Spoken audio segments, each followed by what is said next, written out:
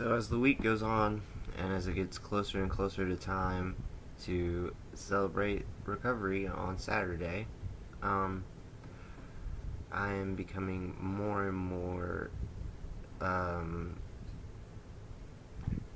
just miserable in the thought of going back. But I did make that commitment. I did say I was going to go, and I will. Um, Simply because I know that if I don't, I'm not really, I'm not trying. You know what I'm saying? I can't say that, that there's no point and that, you know what I'm saying? I can't claim to have tried everything if I don't. And, I'm gonna try, I'm gonna go back and I'm gonna try because I said I would, and I want to honor my commitment. I want to be accountable to my decisions.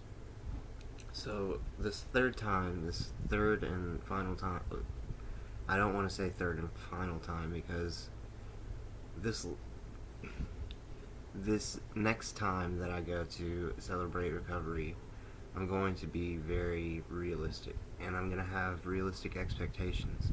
After last time's meeting, I really realized how 12 step based this is, and I'm not sure that it would really benefit me or anyone else to continue to go to these 12 step meetings because I'm not a 12 step person and it's never really worked for me. Um, but I do enjoy the meetings, and I do get inspiration from these gentlemen, and I don't necessarily see my journey and my like experience with recovery and sobriety as being too different from the 12 steps. Like I think I've achieved most of what you achieved going through the steps, and I am I would say I'm more aware probably of the of my of what I've done to people and what I have of my sexual wrongdoings or my I would say I'm very keenly aware of those things, and I don't have a lot of resentments when it comes to really anything. I'm not a very resentful person, but I do have traumas and things that have happened to me that have probably made me a more fucked up person, and I think that I've focused on a lot of these things in the group therapy sessions and stuff that I have participated in, and I've seen some value in that type of therapy. However, I am still very guarded, and I'm not willing to share. Um, I'm not willing to expose myself completely, and I, you know, I'm not sure if maybe it's even like it might. I even kind of feel like it's kind of fucked up of me to go to these meetings where people are uh, putting what's really eating at them out there, and I'm not really reciprocating. I can tell you the surface level. I can tell you the surface, the titles of my issues, but I'm not really willing to go into any type of detail. Uh, and you know, being an introvert in recovery can be difficult. But I think as long as you have some type of outlet for expression, I think I think that's vital. I think it's a necessary part of recovery. I think you have to have you can't just stew and you can't bottle stuff up and let it build up. Um,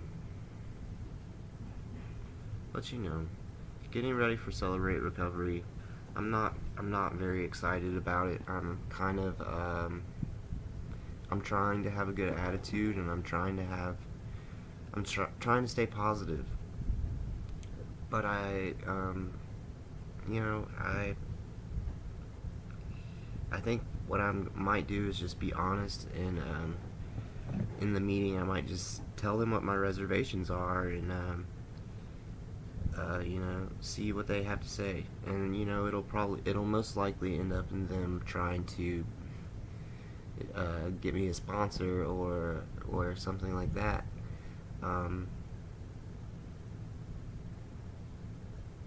but I think that there is always, I think, if you're ever having trouble with something, if you're ever not sure about something, you should ask.